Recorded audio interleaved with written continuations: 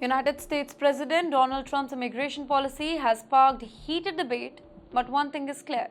His tough approach to deporting criminals making a big impact. By focusing on removing those with criminal records, Trump's strategy is not only saving taxpayers money, but more importantly, making American communities safer. The crackdown has led to multi-agency task force working together, strengthening border security and forming international partnership just to address illegal immigration at its root cause. For the very first time in the history, countries beyond the United States are stepping up and taking responsibility. For example, Mexico has deployed 10,000 soldiers to its border just to help curb illegal crossing. Central American nations, including Guatemala, Honduras, Panama, and Costa Rica, have agreed to take back migrants who were deported by the US. Even Venezuela and Colombia have provided planes to return for their own citizens. These moves show that immigration crisis is becoming handled with cooperation rather than placing all the burden on America alone.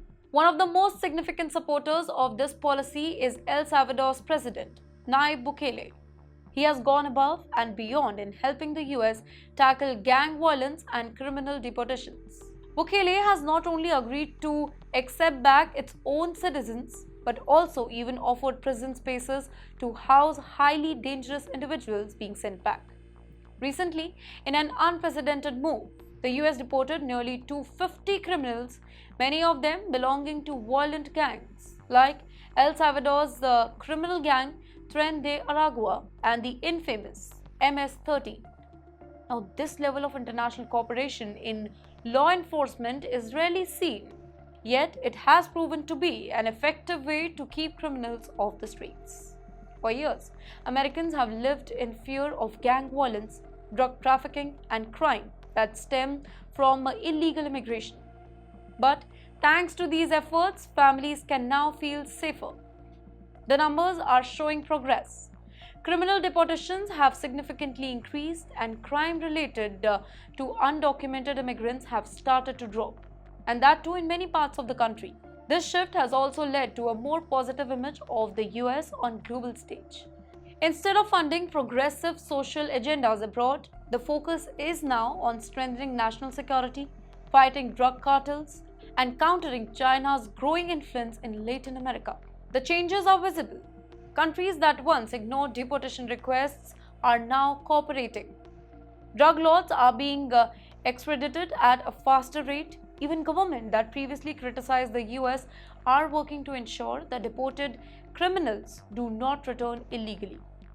Well, this shift in policy shows that the US is reasserting its leadership in global security rather than simply reacting to the problem as they arise. The transformation in El Salvador is a powerful example of what happens when law and order are prioritized.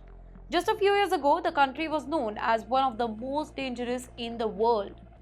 But now this country is cooperating. Well, despite the success of these policies, there has been strong opposition as well. Critics argue that the method used to deport criminals are too harsh, while some claim that innocent people could be caught up in these efforts.